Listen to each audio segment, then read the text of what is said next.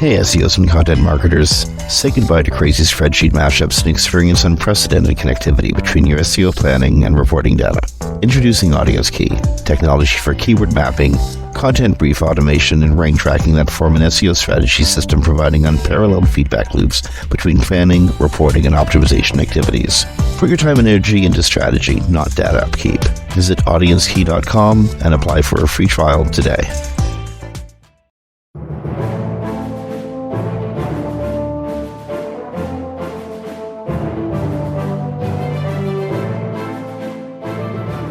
Welcome to Webcology on WMR.fm. It's the 15th of February, 2024. It's the day after Valentine's Day.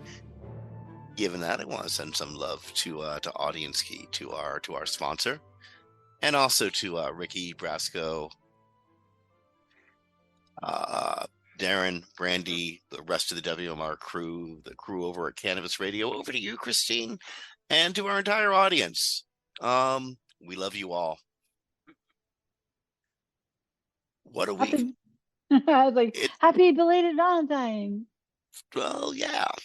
Okay, first of all, a little bit of housekeeping. Last week we recorded an incredible interview with the fabulous Tony Wright, the SEO legend Tony Wright.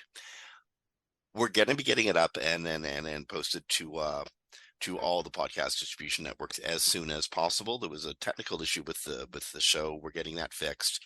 It will be up really, really, really soon. So look forward to it. Chances are you're hearing this podcast first. Just so y'all know, it's recorded a week out of order. We did a great interview back on the 8th of February with Tony Wright. I'm really looking forward to hearing it. But in that time, in just a week, I don't think anything has actually changed, but things have come to light. One of the things we've been talking about the last few weeks is how Google has gone from trying to be a transparent machine to a bit more of an opaque machine, to sometimes messing around with language so badly that it doesn't matter if it's transparent, clear, or opaque. Nobody understands exactly what's being talked about. Muddy waters. This is why we do extensive keyword research before going into projects, by the way. So here's what may be this generation of SEOs' ultimate example of Google trying to explain itself in such a terribly poor way that a whole book of myths, I mean, I'm talking Grecian level myths, get formed.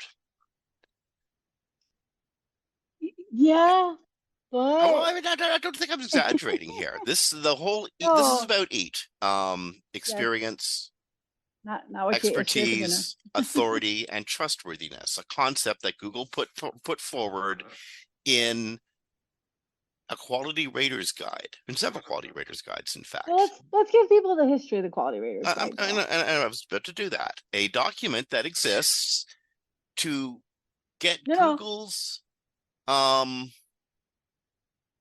legions of third-party search result raters. It tells them how to structure the feedback Google wants about how accurate its search results are. Well, not accurate the search results are. So how good they are, useful, whatever. This is what I equate it to. I have a new car I want to put on the market, right? And I want to test its acceleration, how fast it goes from 0 to 60, all that. So I put people on the sidelines and I give them a tool, and that tool measures all those things, right? Those people on the sidelines are only measuring the output of my engine, my car. They have no idea how the car works. They don't know what I did to make the engine faster, quicker, or better. They're just measuring the output. What the quality raters do is just measure the output of what Google puts into an algorithm test. Those algorithm tests could be negative. They could be trying to see if they push it too far, does it make a negative result? So it's not always about like factoring. We don't know exactly what the tests are, but it's not always, because I've done QA for big companies. So it's not always like that. So, but my point is that, well, I'll go back to my point once we get through this part, because there's a little bit of the QRD that people that are new would not know. The quality raters guide is for people who may not even be Google employees. They're third-party contractors who rate the quality of Google search results. Yeah. Are there tweaks? Not the results themselves, but the tweaks they do in testing. Sure. Yeah. Now, they may do The one test or 100 tests or 1,000 tests, and they aggregate all that information to decide if the test worked the way they wanted to. Then it goes to engineers, even has to go through legal before it's allowed to be put into Okay, the live so I results. So I think just what want to make sure Kristine's people know trying to that. say is there's no direct line between what Right. the search quality raters say and what comes out in Google's search results. But Google, for a rather simple and also complicated set of reasons, doesn't reveal how its algorithms work. And They give, so yeah. SEOs, desperate to figure out anything that gives them even the slightest advantage or gives them the appearance of having the slightest advantage, will speculate on pretty much anything Google says. And one of the only things that has really come to light about how Google's core algorithms might work is what they've told the quality raters to look for Except in rating the composition of search results. except that they're just measuring how fast the car goes. So it's not really about how anything in Well, search works. And then no, also on top of that, Google put out a ranking systems documentation last year, and I never see anyone talk about it at all. So they actually did put out information about the ranking systems, but I wanted to go well, back a little bit in the QRG because the first QRG was not given to SEOs; it was leaked. oh no, it was leaked again. And It came yeah, to the surface, but and it was leaked. none of this has ever been given to SEOs. No, no, it has. Um, They publish it. They publish it now, and they let us know they published it. But the initial ones, I don't know if you remember, because I don't know if you were around the same people at the same time, but I was. it was leaked. Okay, so it was leaked to somebody from Google. Somebody knew at Google, and so everyone thought it was secret sauce. And then it was leaked again, and I think it was the third time Google just published it and said, "Here you go, we published it."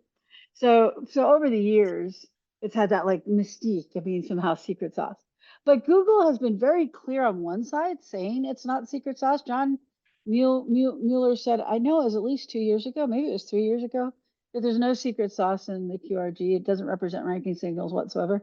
But the problem is Google puts it in all its documentation. It goes, well, if you're down from the helpful content update, go do EAT. And if you had this, go do EAT. And Well, here's the thing. EAT is real. It just isn't a factor. EAT well, is it's not, real. It just not doesn't really. provide any actual signals. EAT is as real as the Pledge of Allegiance is. The Pledge of Allegiance doesn't make you a patriot. Pledge of Allegiance doesn't make you a great citizen. It's just something you can say that has a number of things you might think about when thinking about your citizenry. But the problem is that it can be harmful. So, If because you like, no, again, Kristine, it can't be harmful. Misinterpretations of it can be harmful. well, it can be harmful because people weren't clear until now. Google has come out and said, As I Google has said, said, it's absolutely not not. as I've been doing in my career. It's never been up to Google. How to say this? I think this was a problem the SEO world made for itself, and Google didn't correct it Well, quickly enough. And when it did try to correct it, it tried to correct it in that I'm smarter than you. I'm Big Brother. I'm not going to give you full information sort of way. let's just say they had changed the algorithm, the word eat in all their documentation and had called it something else. This wouldn't have been a problem because the people that were pushing it would know that the people that were pushing it were only people that were pushing it. Problem is, Google on one side said it's not a thing.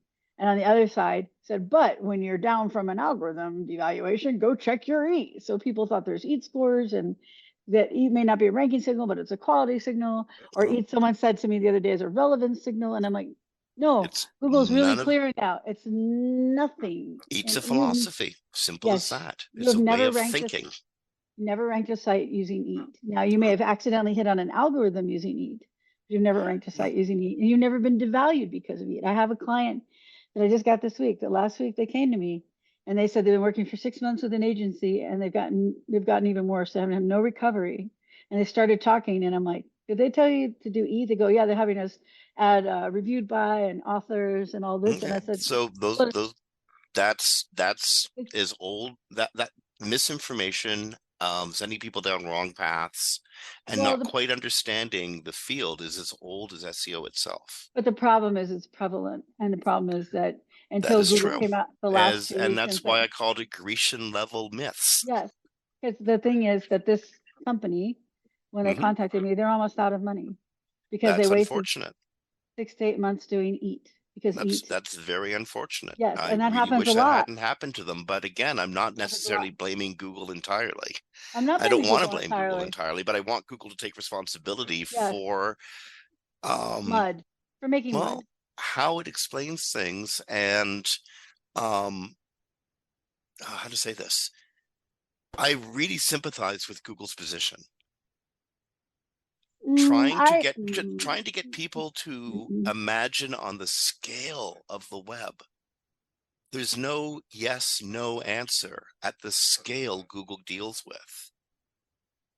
Oh, there is a So yes no answer no, now. there's not. There's never a yes, no They answer. put There's out there much too much information. If you think about the way Google links all documents by, um, well, by how they link to each other, which is still a core of Google's ranking algorithms.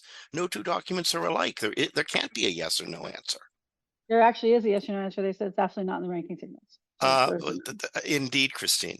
yeah. What I'm trying to say is you can't confirm that Joe Blow is author of note. And As I Google never said, has tried. there's no great yes or no sorting system. It doesn't work that way. It can't work that way. The web that Google is trying to sort is far too big for it to work that way. So trying to find yes or no's in things that Google says is a waste of Well, time. You here are can some only no's. find directions. No, You here are can't. some no's. Google does not use author, doesn't use expert, doesn't know who they are, doesn't evaluate Absolutely. them. That's not what I'm Those are getting some at. no's. Yeah, those are some That's not no's. at all what I'm getting at and what I'm saying, Kristine. Really. I'm trying to get people to step away from creating the myths in the first place or buying the myths in the first They place. could do that by understanding how ranking signals work, which is what a lot of SEOs don't do anymore. They really could. Yeah, Absolutely. And yeah. and incidentally, this is something that I think we should point at Google at when suggesting that SEOs don't necessarily need to know ranking signals. They Well, just I need to agree. know how to make content. Yeah, I agree. Um, I said they're part of the problem because they kept putting EAT in all their documentation while by sitting on the other side, EAT's not a thing. So people thought it was a secret sauce, and that's well, easier to do EAT than it is to learn how ranking signals work because they're confusing and complex. again, EAT isn't a thing any more than it's a philosophy. It's a way of thinking Yeah, about how you make stuff. it's a concept. Like if I But said make there's a big fluffy cake, but if I gave you an ingredient list, you wouldn't follow that ingredient list. That's the difference. It's a concept on how to do a good content for sure. mhm, Concept on how to do a good website for sure. If you're going in the QRG and using it as an ingredient list action manual on how you do a website for search, because we're SEO, search is our first priority, then you're not getting anything out of that for the most part, unless you accidentally hit on a ranking signal, because there's nothing directly related except possibly links and authority. But even then, that's not what they say in the QRG. The QRG has a lot of specifications in there where you waste time and money of clients. well, And then on time, sometimes they don't have, like the client I talked to last week who's almost out of money because they wasted 6 to 8 months doing EAT that would never ever get them recovery because it's not a ranking signal. So Google would never give them extra value for putting in authors and reviewed by. Now, that may be good for users, your medical site, that's good for your users, but your first priority as an SEO is to increase visibility in search, then users, not the other way around. although there is the content creation philosophy that if you create content that answers the questions your user might be asking, and in the case of a medical of something to do in the medical industry, I want to know that the person actually understands what they're writing about. In that way, you're helping me by telling me it's Dr. Joe Blow, chief Helping you, the radiologist, blah, user. blah, blah. Yeah, That's not helping me necessarily. And you could be lying. right. And there's a $6 billion fake science industry. So Yeah, how does Google know? it doesn't. And my Well, theory no, it is that does, sort of. I It have a theory. knows the same way that any of us kind of know when something is real and truthful and kind of know when something's fake. It's literate. It Well, it's more understands than how literate. things are said. Yes, there's an actual patent for this. Now, I can't prove that the patent is in effect, but there's a patent for comparing entities in a topical vector for commonality, for similarity. So if I write about SEO, you and I, even if we're writing about different theories or different ideas about SEO, we're going to use similar language. When I help interview somebody for a company for SEO, I can tell in a second if they know SEO because they will Indeed. use the language and they'll use it correctly. So Google, Absolutely. yeah, And they'll so use it uses in context. exactly. So Google uses entity construction most likely in a topical vector comparison among documents to say this is written with expertise, not Now, that it was written by an expert named if Schachinger. I take the time to study enough, I can make myself sound like a medical professional 9 times out of 10. Yeah, you're a really good But writer. but because I'm a good writer and because I take a lot of time Mhm. studying my material first before writing word one, but I'm not a medical professional. So quick warning, if you want to hire me for your medical site, it's going to cost you a lot of money because I'm billing you for the research time. And I'm going to do a lot of research time because this is your money and someone else's life. But it will still not be as much as a medical professional would cost you. Like, so Well, the maybe it will, thing, maybe it won't, but it won't be as good as that medical professional. I can tell you that right now because I don't know that language in my bones. right? I know SEO But language in my bones. exactly. But if someone was like, let's say, a former med student, and now they write, and they never got their doctor, right? They never became a doctor. They're just a former med student. Well, and they write now. They could probably write pretty well, right? Do some Well, research, convey you it know the best properly. example of that? The best example of that at all comes probably from the SEO industry itself. Bill Slawski, the late great Bill Slawski, went to law school. He was, I think it was either Harvard or Cornell. He graduated law, That's right. Yeah. but he never took the bar. But that man could read patents like he was reading a cereal box. He could read patents like he Yeah, was reading a exactly. comic book, and he could write in legalese. And if you were to read an opinion that Bill had written on a patent, you would not know that he hadn't passed the bar. He, but he did have that expert level of understanding. Yeah, and you just have to like let's say I'm writing about like a common cold. Well, I can hire you who can do some research on a common cold and use the right entity structures and blah blah blah. Yeah. If I'm writing about the something that happened as a revolution in mRNA technology that's going to cure cancer, I might want someone with some expertise. The difference is, are you going to spend 1,000 per page for every page on your site, or are you going to realize where you really need want an expert, not because Google's going to rank their name higher than some, they're not getting rankings out of their name, but they might be able to write it in a way that seems more authentic um, than someone else, right? So, but if you're writing a site about like tires, you don't need to go spend $1,000 per page to get a tire expert to write about the tires, right? You can get someone like you who does the research and knows how to Yeah, write about well, it. So, indeed. yeah. Although if you were to say you were to get a article on radio and producing good radio written, you could have me write it or Howard Stern write it. I'd be cheaper. Howard Stern would get more clicks. Well, yeah, but that's another thing about this too. Yeah, because someone will go, well, I Most used writers aren't Howard Stern. yeah, so I used authors and I got an increase. There's multiple reasons that could happen that have nothing to do with knowing the author. Like you Indeed. rewrote the content, it's just better. You got someone who's better at writing the content and they used, better entity construction. There's also a famous person who has a lot more associations in the knowledge graph. So if Howard Stern wrote your article and legitimately wrote it, because you could just lie and say he wrote it, which is why they don't use it. You could get all these other associations for his whole life. When someone searches for something, you come up for that. So that's where the someone's like, I got famous author and I got an increase. She didn't get an increase because the famous author's name. Google looked at it and went, oh, here's your visibility points. They just went, when you went in the KG, there's a lot more stuff associated with that author in the KG knowledge graph. Sorry. So I that's have where that comes from. found over 7 or 8 ways of saying flower arrangement in the last week. Yeah, No, yes, you have. I'm not kidding. I'm not kidding. I know. I've read the I've copy. never arranged a flower in my life.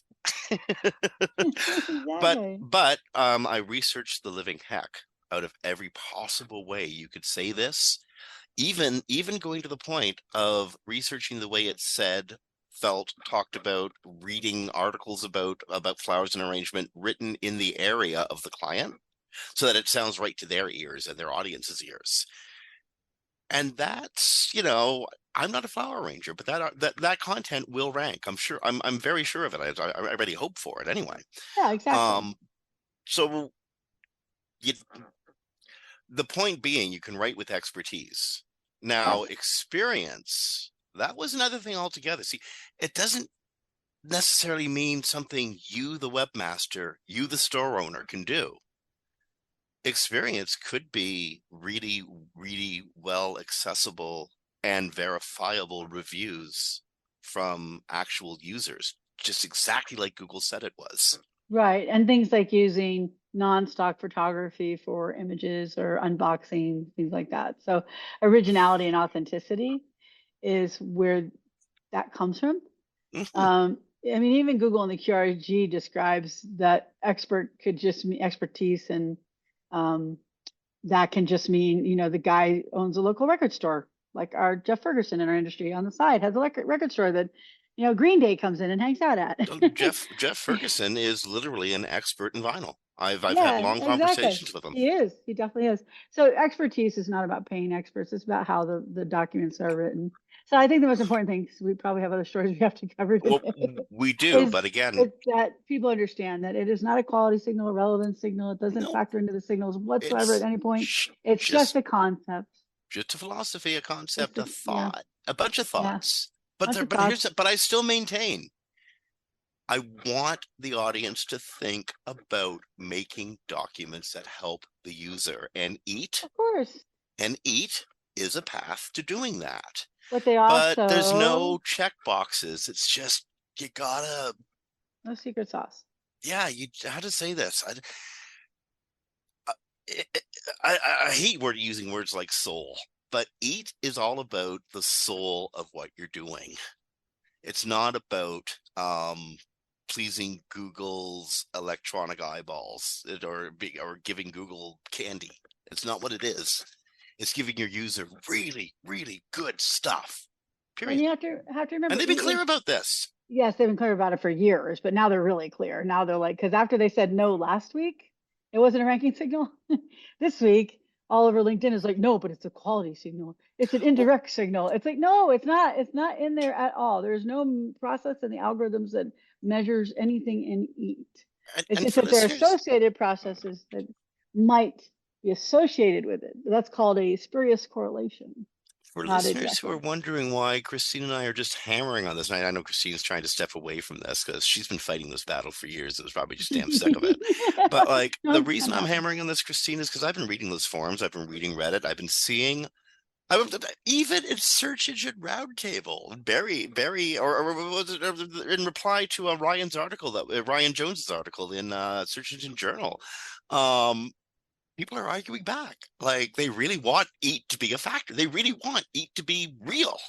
They did. I made a post on LinkedIn yesterday, or yesterday, the day before, and I probably went through 50% of the comments were about some way that it was a thing. And so the reason though, I am, you know me well enough, but people may not. I get up my back up about things that harm clients, that hurt clients. And I had two doctors come to me who spent $80,000 on having all their content rewritten by other doctors, and they got no boost out of it whatsoever. Or I do site recoveries, and they come to me and they're like, yes, they had us do each for the last, this time it was 6 months, but this has happened before. We're almost out of business. We don't know what we're going to do. Can you help us? Yes, we're not going to do anything related to EAT, because EAT's not going to help you recover from a devaluation, which is where the ranking signals said that you are devalued, right? So if we don't fix what the ranking signals are looking for, then we can't get you out of that devaluation, because EAT's not going to do that. You may accidentally hit on something, but you don't want to do that to someone who's at their last thread, who has no money left because they've been down 80% for 6 months, right? Well, I mean, So also, that's even if they're not, what if this is the seed money for their kids' college fund, and exactly, yeah, yeah. Or just like, people get laid off and fired. It can be a bigger company that just now can't afford people because they got laid off and fired. So my point is, the reason my backup gets up about certain things like this is because it's misapplied, because Google made it as clear as mud for so many years. that there are a lot of people that have been harmed by it, and their businesses that get harmed. And my family had a small business for 20 years. And so it's near and dear to me that we don't do things as SEOs that can cause harm. And by just using EAT and not understanding the ranking signals that are involved in all that, then you can do harm. And you may not mean to. You may be a great person. You may not mean to do any harm. But by only following EAT, which isn't in the ranking signals, which doesn't have anything to do with quality of the website specifically, it does in general, but not specifically, you can harm people. So I really, really, really want to advise people to go read the ranking system documentation, which tells you what ranking systems are in play. So you know when you read the QRG or want to apply EEAT, how you apply it in a way that moves the levers, because the ranking signals, factors, and systems are what moves the levers, not EAT. So. And one last point on this before it's all done for at least a week. Smash that into the ground. When industry veterans like Roger Monti, Ryan Jones, Kristine Schachinger, myself, I've been saying this for over a year now, for probably a little bit longer. I can't think of the number of industry professionals who've been around forever who have been saying straight up, EAT is a set of ideas, not what you need them to be to get rankings. When we do this, like, there's, don't argue. Please argue everything with us. That's how we do better. But pay attention, because like Kristine said, that's time is money, and money is time for businesses. And if you run out of both, people get unemployed. Yeah, and then people lose their homes and their college funds and their savings. And even if they're working for a big company, it lays off people because a big mistake was made and you didn't correct it because you're doing something that Google doesn't actually evaluate. So, so let this be your final word from Google. They're not lying to you. They have never said it was anything other than for the quality raters. They've told us it's not an SEO guide for years. They've told us there's no ranking signals in it. And now they're telling you EAT has nothing to do with anything other than a concept. Please listen to them. They're not lying. They're telling the truth. Now, mistakes are going to happen in SEO. As an SEO, you're going to make mistakes your entire career because you're doing a best attempt service and you're making your very best guess to interpret 1,000 different elements that are all happening in conjunction on any given website that you're working on. You're going to make mistakes. And you know what? In the process of trying to figure things out, every once in a while, Google will also make mistakes, and you're going to wear them. That's just the way it works. But or they're going to make things really muddy. Well, the important thing is, the way to avoid the mistakes is to diagnose as well as possible. And the way to do that is to have as deep a knowledge base as possible. Yeah. Okay. Let's do something lighter. I just want to do something lighter really fast. Oh, what do you think of? I noticed this the other day when I was looking at an indexability problem in Search Console. I noticed that suddenly everything was lighter and brighter. Oh yes. Yeah, I'm not. What do you think? What do you think? They rounded some corners and they made it look a little friendlier. The corners are fine, but taking away the color on the top or backgrounds makes it harder to read. So they really need to put that back in there. There's no design principle that says all white is good. Like literally, there's articles written about how all white is bad. So gave me a minor panic when it looked different for a second. I'm like, oh my God, it's different. Different is bad.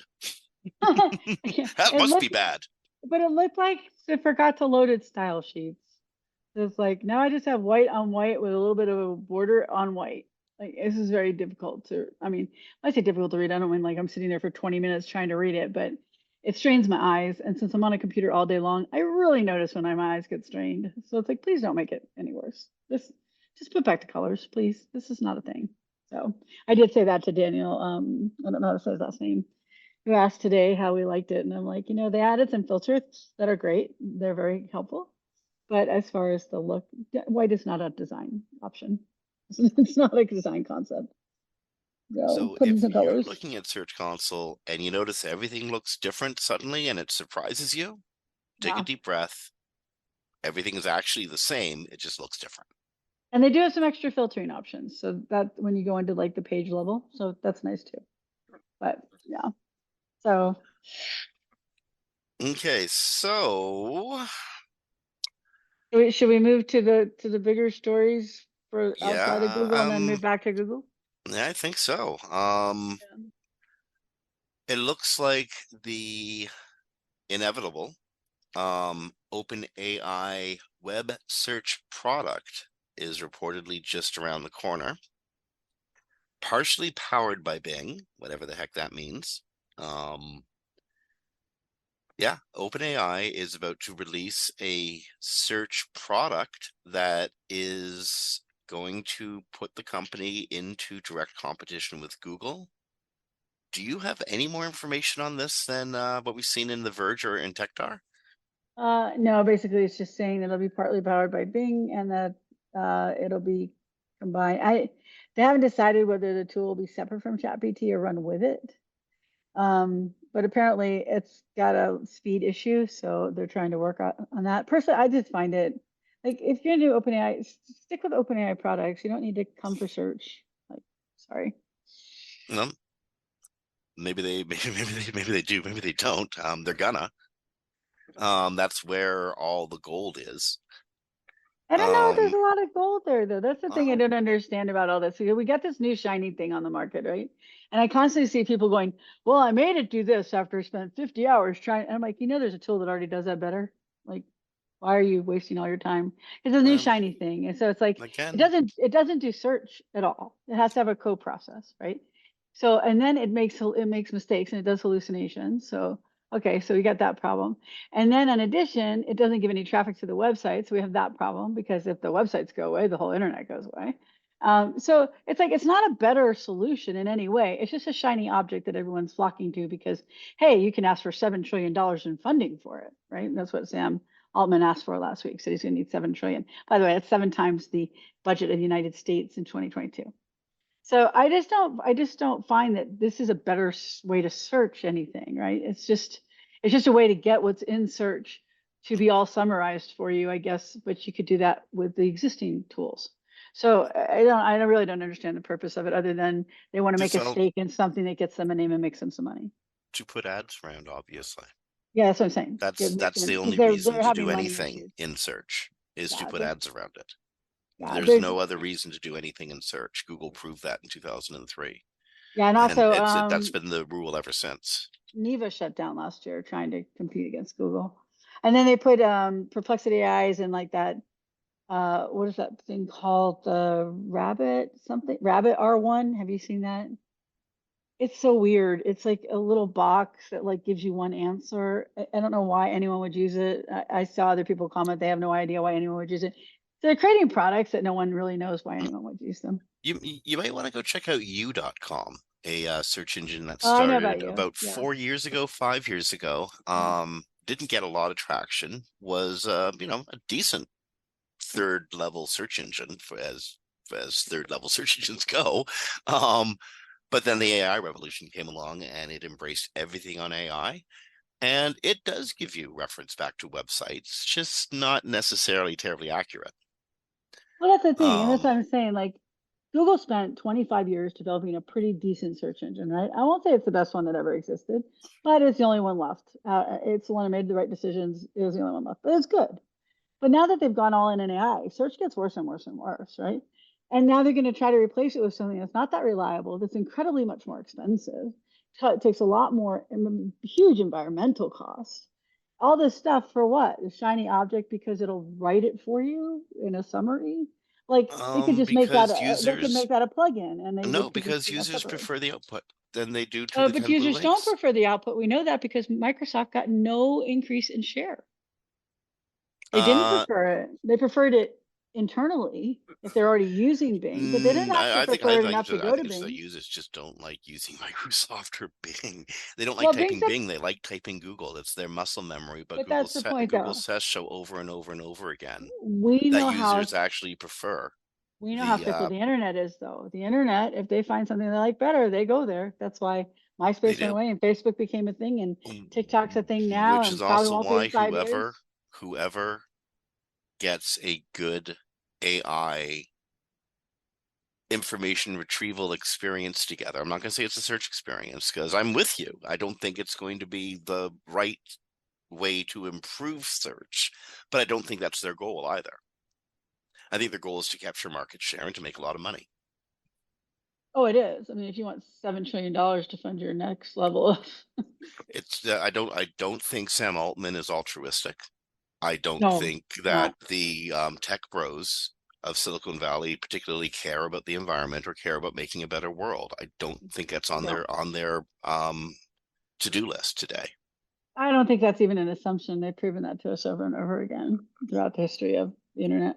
So, So especially I recently. don't think we should assume that they might, or that we should wish that they will, because they won't. It's There's there is one way that we can help prevent OpenAI from becoming a search engine, though. That is to put in the robot text blockers for Bing and for OpenAI. Just a thought. well, Yeah, if you do, there's a chance that in the future, OpenAI will remember you did it. Okay, so this is the next big story that is going to create a bunch of Grecian level myths, just like AI itself created a bunch of Grecian level myths. OpenAI is about to give ChatGPT better quote unquote memory. So if you tell it something about you, your life, or something important to you, it'll remember that. Your birthday, your kids' birthdays, graduation ceremonies, etc. It'll remember that and incorporate that into its knowledge base about stuff that's important to you. you know what my brain's doing right now? Hurting? Screaming. Here's from the New York Times. If a user mentions a daughter, Lena, who's about to turn 5, likes the color pink, and enjoys jellyfish, for example, ChatGPT can store this information and retrieve it as needed.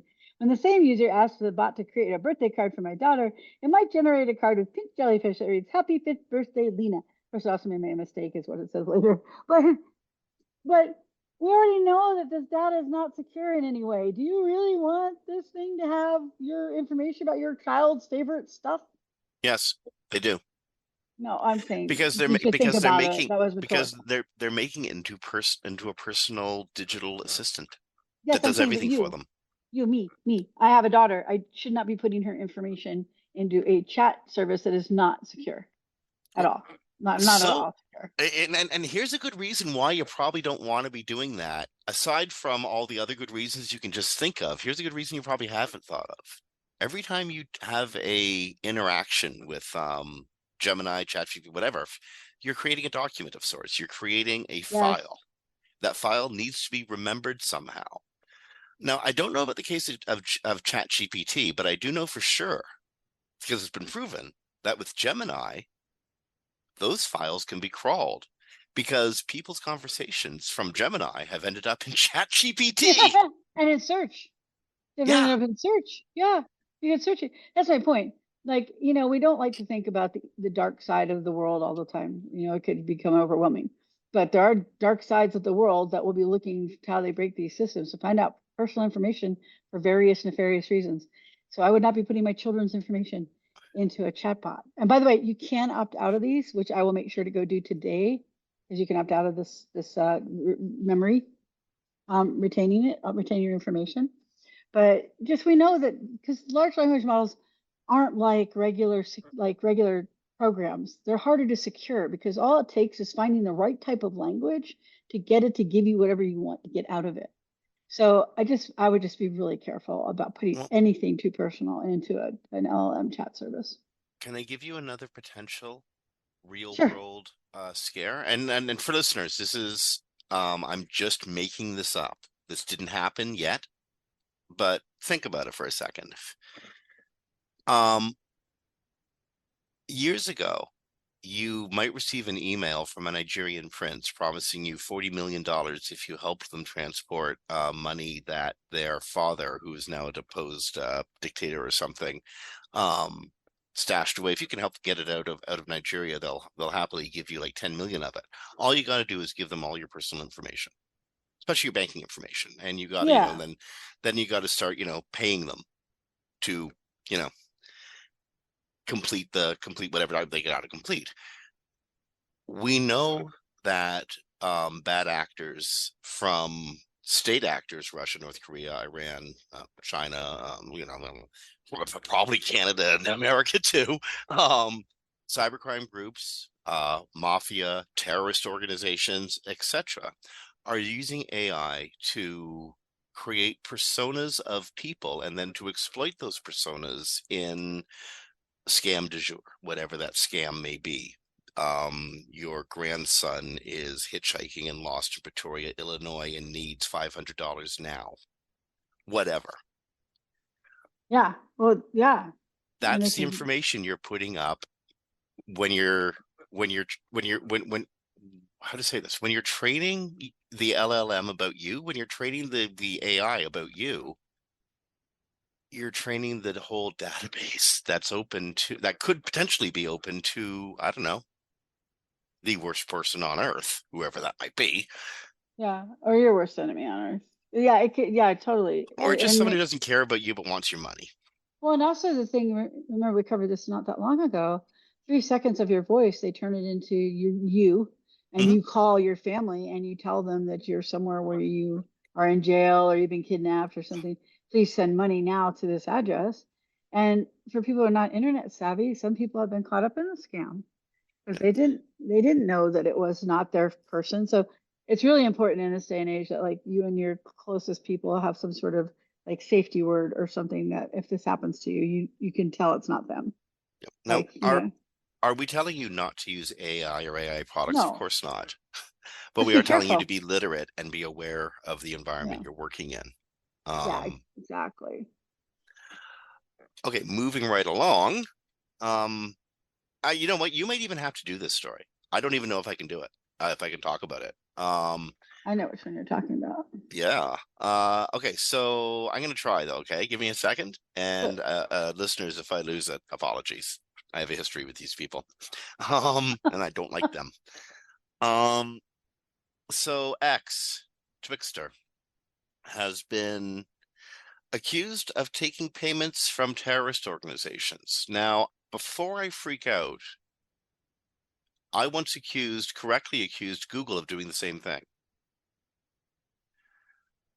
This is a little bit different, a little different way of doing it. I was able to at one time prove that organizations like Hamas and Hezbollah were, this is back in like 2000, 2004, 2005, and 2007, were using ORCUT and Google advertising, especially Google's charity division, to raise money through charitable organizations that were, the funds were then distributed not to charitable organizations, but to terrorist organizations. That was a real story, and that actually happened. This is a also real story. Seems that for $8 a month, 6.5 pounds, you can get a blue check mark at X.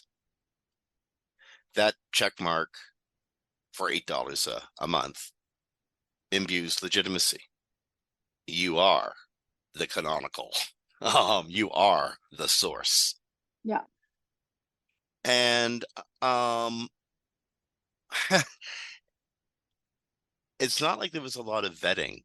There had been previously with the blue check system before Musk took over Twitter. It was I couldn't even get one. yeah, So, it was a system that really guarded its imbuement of authority carefully. Now you can buy it for $8. So a bunch of bad actors, including Hezbollah, Hamas, and you Houthis. know, the, yeah, Yeah. ISIS, Yeah. etc., So, come so when, along and yeah. become authorities on all sorts of stuff, that we get real mad at. Well, the thing is, when he first did this, which was it was very controversial, right? When he took away the real vetting process, because he's like, we have to upload an ID. Yeah, I can go get a fake ID anywhere. And if I'm a nation state or a terrorist group, I have the money to make those IDs, and your $8 check is like pennies in my pocket.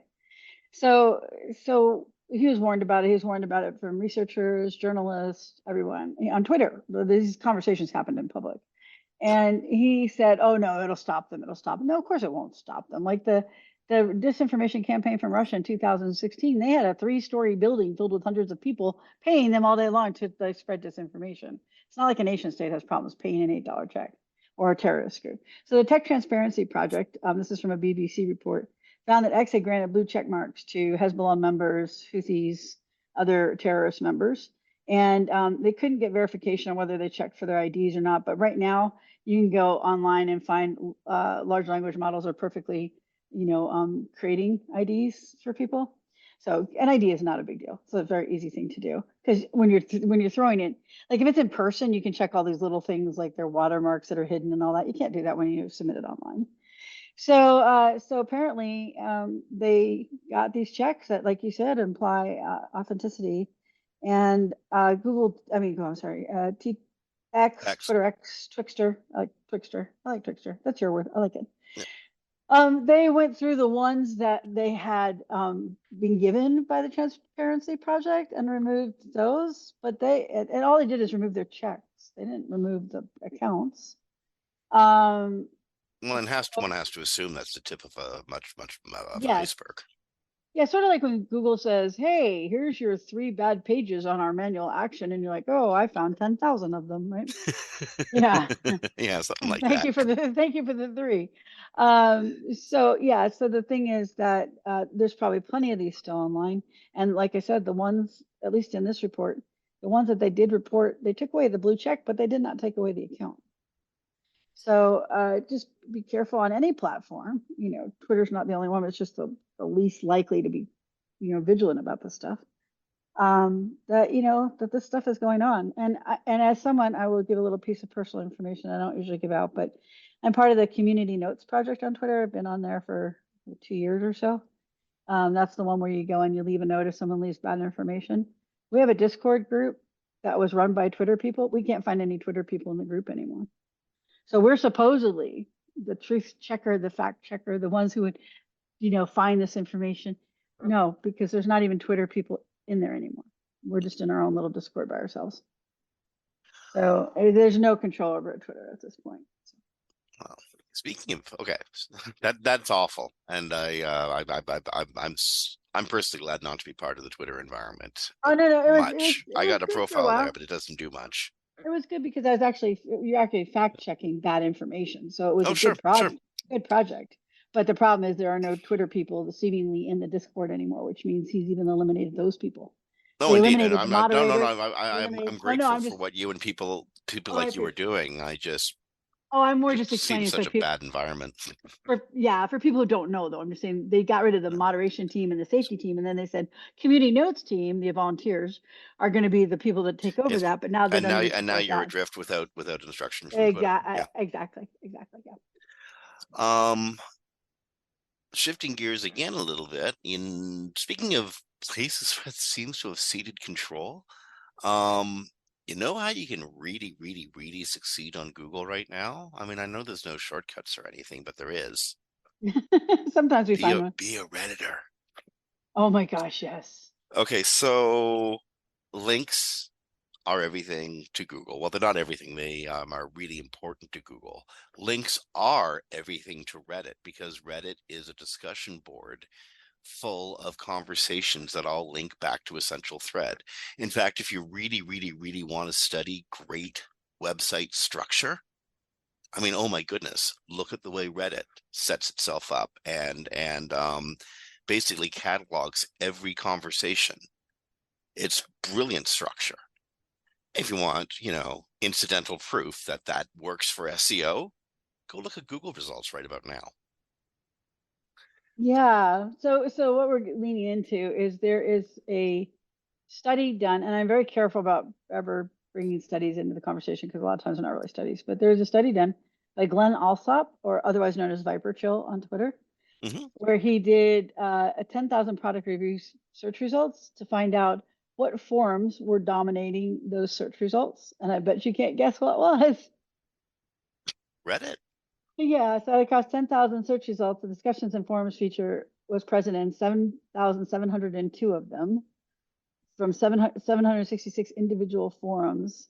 And the Reddit was 51% of the top ranking threads and was present in 77% of the, or 90, I'm sorry, was present in 97.5% of the searches where that feature existed, which existed in 77% of the searches.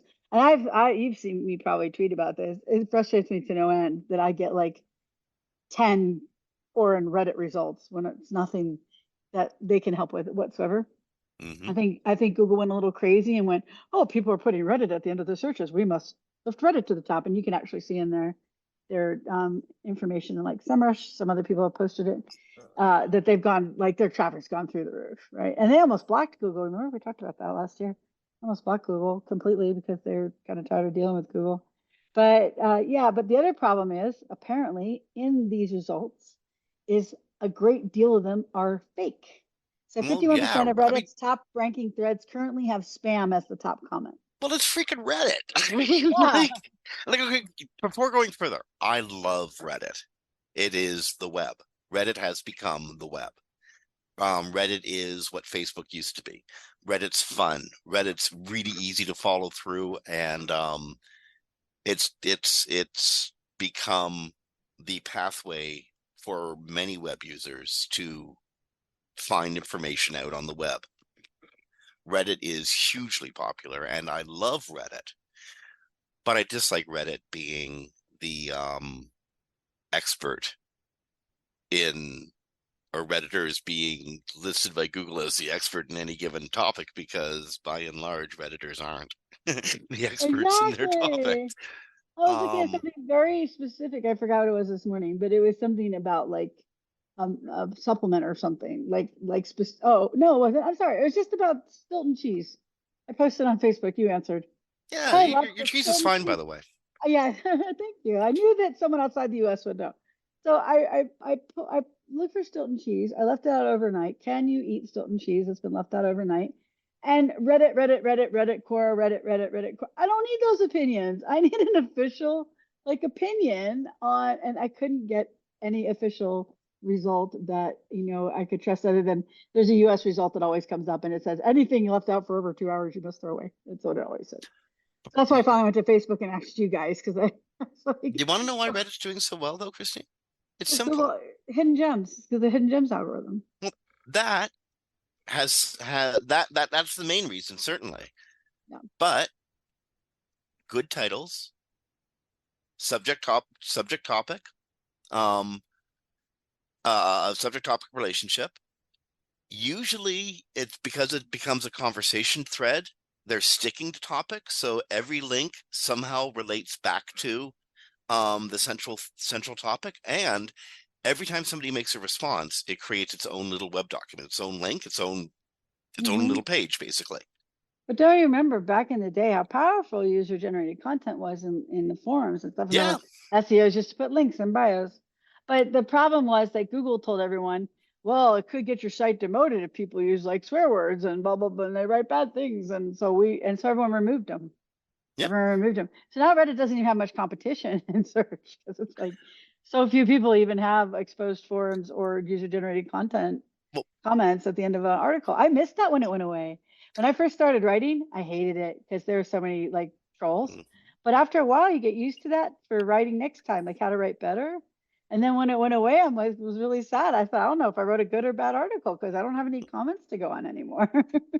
SEO is full of little ironies, which are often summed up with the two words, it depends. Yes. And here's one of those little ironies.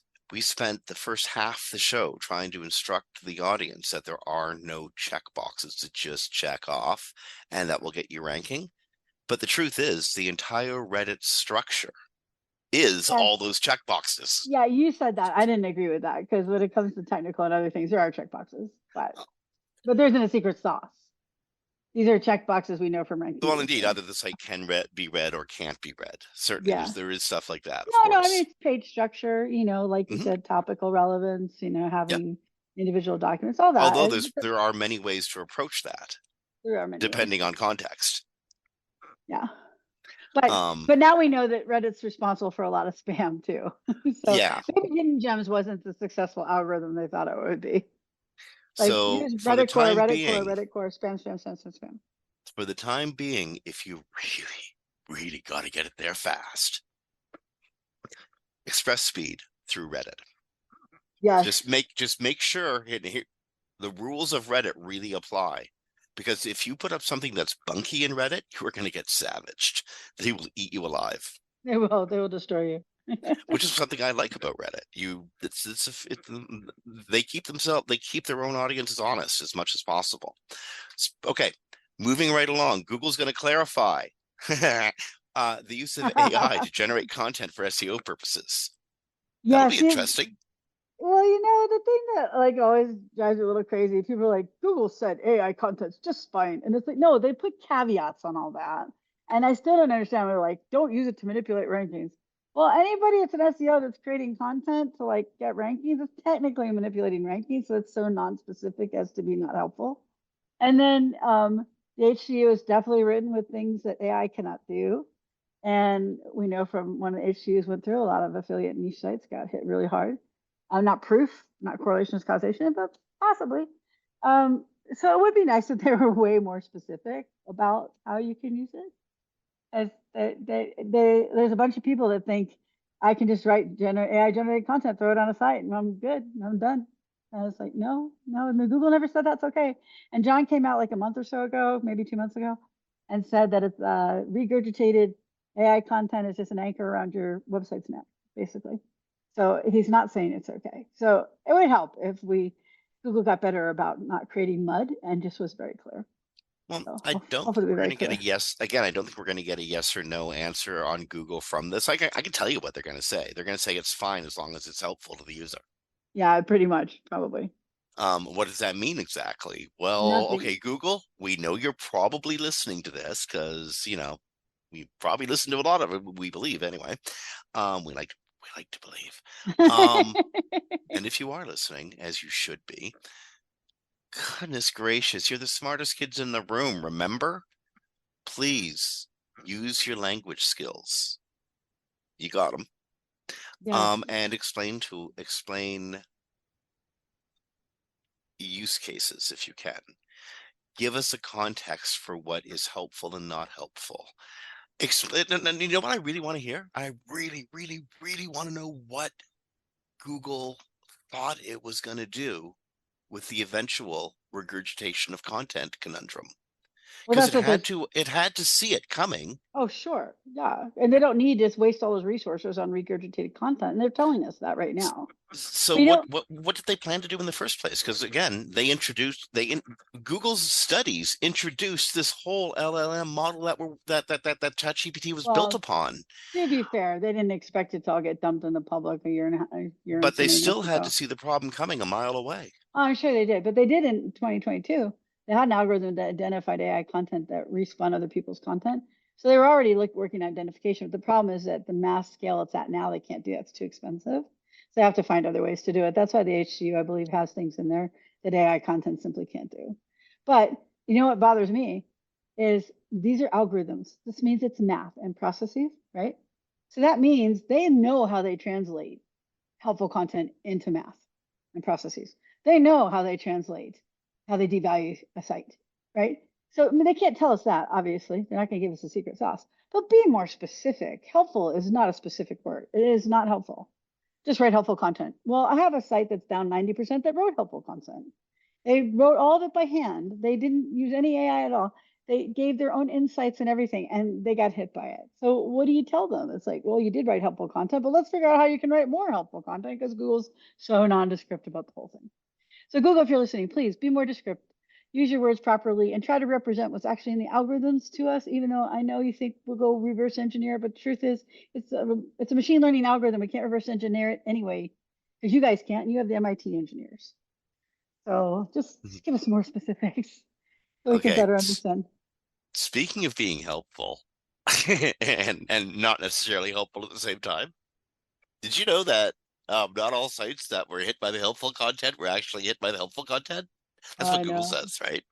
Right, and the comments from Google are not helpful, not insightful whatsoever. Basically, if you get hit by a helpful content update, just make sure you got hit by the helpful content update and you're not just assuming that you did. That happens a lot with clients. They go, "We got hit by this," and I go, "Look," and I'm like, "No, you didn't get hit by this." Yeah. So know what it does, know how it works, and then look at your site and see, is it actually that? And did it actually happen at the time the update dropped? Because if it didn't happen at the time the update dropped, it probably didn't happen. It's probably Well, not well, and affected. incidentally, the helpful content update dropped when there were 4 or 5 other things dropping in the same I relative time know. period. So wrong. They do that on Uh, purpose now. well, yeah, they do. They do. It's maddening because it makes it really, really hard. Like we said earlier, um, half the game is diagnosing, and to diagnose, you have to have a great knowledge of how things sort of work together. But when you introduce several new elements at exactly the same time or relatively the same time, it's really hard to understand how these things work together. Exactly. It's like, yeah, give us a little, I mean, we're not trying to reverse engineer. We're just trying to know what works for clients. And, if I fix X, Y, Z and you do an update and I know that's when the update ran, at least I can know that was probably what fixed the website. But if Like, there's 4 updates that run in conjunction yeah, with each other, you don't need to make it any more difficult for us to figure out because it's already I kind of difficult. now that's not to say that there still aren't ways to find signposts that guide you towards what the Sure. problem might be, because the engineers and the devs know what they did on such and such a date, and they know when they made updates to the website. You know when updates were made to the website around such and such a time and what update it was. But my goodness, I mean, it becomes stone soup after a while. Well, also like something like the core update is applied at the keyword level, so you can see where keywords drop. Harder with the HTU because it applies site wide, and I haven't had a chance to check this. So it may not be a thing, but it would be worthwhile to check which pages drop the most to see if those are probably the ones that were considered not helpful. But still, Yeah. Yep, and yeah, then and you can go into Search Console and check individual pages against queries or keywords that people were searching under, and extrapolate from there. Um, but again, it's awfully hard when it all happens. at the same time, Um, yes, it's Number difficult. one thing every time is check your technical SEO first. Yes, If you are absolutely positive Google is fully reading the website properly, and there's nothing slowing it down or blocking it from rendering things because it took too long to get to that 100 different things that could be wrong technically. Get those out of the way first, because those are easy to, not easy, I shouldn't say easy, but those are easier to diagnose than conceptual stuff. yeah, very much so. And technical, if you can write the best content in the world, you can be Michael Phelps and be the best swimmer in the world, but someone puts 50-pound weights on your back, you're not winning the Olympics. And if you have technical issues, doesn't matter You how might good if your you're Michael, you content might if is. you're Michael Phelps. No, still But 50-pound now again, weight. I mean, if you got technical issues, you're hooped. Yeah. Yeah, you're hooped. So I had one site that thought they're down from a devaluation, and once I went into it, found out they lost 156 pages in the index out of an 800-page site because they had a broken head tag because there was something in there breaking the head tag, which means Google didn't index the pages. So we fixed those, and a month later, they had all their traffic back plus about 10%. So yeah, you have to be very, very sure that something is what it appears to be. So, I know we're running low on time. I'm going to give us a challenge. Hmm. I know we got a bunch of stories left. I say, because a lot of these are just informational, quick stories. Let's see if we can get through all those stories like rapid fire. Okay, well, Google updated canonical docs explaining which attributes screw your canonicalization. Yeah, it's pretty Good. easy. They're talking about your if your hreflang or your media or a couple other types are not, they will not read the canonical on those. So go check that out. It's pretty easy. We talked about Search Console interface. Hey, the indexing problem is apparently solved. Yeah, they solved it last week, and then they had a featured snippet indexing problem this week, so that's been solved. And also, local maps project blah, blah, local maps failed this week too. Yesterday, they weren't showing up, so and at least in desktop. So that's fixed too. Okay. What's next? What's next? Google Top Stories. The top news stories will now have a new feature that's news stories since you last searched. So it will show news stories in the top stories box. which is could be good and bad depending on if you're hoping to just go back and get that story you saw 2 hours ago. That could be bad. But on the other side, you get new stories, so maybe they'll intermix the two. Are they going to give you a way to sort that? Because if they did that, that would be a really cool feature. That would But be a if you really could cool sort by feature, time or something, eh? but it didn't say that. But who knows? Because it's a new thing, so they may not have it all worked out yet. Okay, So Gemini 1.5. Apparently Gemini has upped its game using a common technique known as a mixture of experts. yeah, it's just a mixture of token models. So it's a whole. We can talk a whole long time about that another Okay, time. so it'll run Yeah. faster. It has a larger frame of reference, and does this improve accuracy as well? Yeah, it's supposed to be more accurate, faster. It also can do very large windows for code, like you can put in tens of thousands of lines. And they said they're testing a 10 million token context window, which means you could put like the whole Game of Thrones series in there and use it. By the way, this is for the AI chatbot and voice assistant. So this is replacing the old one. So they had released the 1.0, I think it was, like a week or so ago, and now they added the 1.5. But it's not out to regular people yet. Right now, it's to certain test groups, like researchers and things like that. But it should be out soon. Okay, folks who are using Google in Europe might suddenly notice a number of features that North Americans have been talking about for a while suddenly turn on. Yes, Google's launching, sorry? go ahead, go ahead. Yeah. Well, Google's launching a number of new search experiences in preparations for the Digital Marketers Act. And these were experiences that, well, didn't come up in European searches, although I think they have been coming up in North American searches. Hotels near me, you get more visual, more strongly focused results, results that are might even remember previous actions taken by the individual. They also have like aggregator units, like places aggregated at the top, flights, things like that, products. And then they have, I didn't know this is what they were called. I just called them like bubbles or something like that. But the refinement chips, which is basically the little bubbles at the top where you can select something for refinement in the search.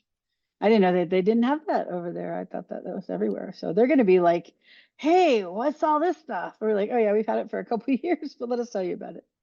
So Well, I know. all that stuff carries memory of user interaction, and that's been a problem with EU's That's privacy true. rules. Yeah, that's very true. So they will be getting a bunch of new stuff soon, so they can let us know how they like it. Okay, I think this is the last story we're going to be able to cover, but I think it's the last story on our grid, to be honest. We're pretty close to. I've been using Search Console on my mobile phone, but I've been using it through my Chrome browser, which gives me a craptastic Search Console experience. But I obsess about a couple of websites. I just need to know. Okay, I need to know it if I'm on the bus, subway, beach, in a restaurant. Much to the chagrin of my partner Shauna, I just need to know.